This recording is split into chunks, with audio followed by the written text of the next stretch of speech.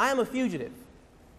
I'm a fugitive who's evaded imprisonment, who's evaded marginality and mediocrity, one who was part of the special education system when I was in school, and who narrowly escaped the vortex. Truth is, I shouldn't be here. I should be somewhere out in the streets with a squeegee, annoying you when you go up to the stop sign. I should be in someone's prison. You know, I cheated. I was suspended from school, disrupted. Once I even spat in class. Sorry for those of you eating your little muffins. Why did I do it? I'll go into that a little bit later. But the bottom line is that I did it, and it impressed my friends, and I scored points with them. But at the same time, I was an educational misfit. I would do the beatbox instead of doing your homework. You guys know what the beatbox is, or many of you know what the beatbox is? Who doesn't know what the beatbox is? Let's just be honest right now.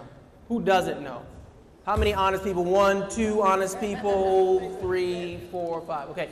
The beatbox is a noise that is made with the mouth, in which you make, it's an instrument. It's basically, it sounds like, let me give you a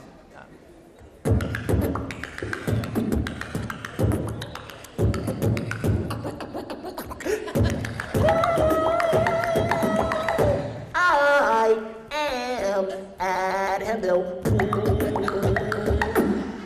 That's the beatbox.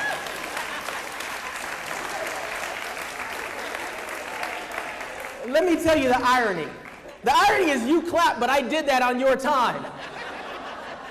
I was doing that while I should have been doing your work in class. That's what I was perfecting in school. You guys remember Sammy Davis Jr.? He sang a song called Mr. Bojangles, about a guy who used to dance at minstrel shows. I knew a man, Bojangles, and he danced for you. Some educators are like Mr. Bojangles. They only perform when the principal walks through the door, when the superintendent comes in. They shuffle their feet. Yes, Azazabi's a good teacher for you. What you need? Aza put up some differentiated instruction, and Aza put some stuff in their work on the backboard. Yes, sir. Azabi's a good teacher and administrator for you. It is killing the heart and the conscience of our children if you only perform when other people are watching you. Those eyes, my friends, are watching you. Those eyes are the ones you should be performing for, because those are the ones who matter. He used to be a principal when I was a teacher in Baltimore. He can tell you, he called me last summer and said, Mr. Grant, I don't think you realize how good your HSA scores were. Because when I walked into that class, I said, what did the kids get last year? 60 what percent? All right, this is my watch. These kids will hold it down in my class. And we were ranked in the doggone city the first year of me teaching U.S. government. Why? Because there's an expectation. You know, sometimes teachers say, well, no child left behind and the classes are so big, and what do we do? And the parents don't. Look, you've got to make it happen as an educator. You really do. Here's the deal. I'm not part of the D.C. administration. You look at my website. I'm not part of them. I'm just saying as an educator, it's what I did. You have to make it happen. It is what it is. Your classroom is what it is. If you have 35 children in your class, 40 children in your class, in some cases in Baltimore City, guess what? Those kids need you to be on point. If you stop giving less because of the bureaucracy or the systemic issues that are happening, you are only hurting them. And they need you. I need you. We need to do right by them. Right now we're talking about a historical book, a historical figure called Jesus. He tells of a story called the sheep and the goats. He goes, one day I'll go away and I'll come back and I'll say to you, at the last day, when I was hungry, you gave me nothing to eat. When I was thirsty, you gave me nothing to drink. When I was a stranger and needed clothes, you gave me nothing. When I was sick and in prison, you did not visit me. And then the people will say, well, when did we see you hungry and sick and in prison? He says, whatever you did not do to the least of them, you did not do to me. Contrary-wise, when I was hungry, you gave me something to eat. When I was thirsty, you gave me something to drink. When I was sick and in prison and a stranger and needed help, you took care of me. And then they will and likewise say, well, when did you need hungry, you have food and thirsty? Not you.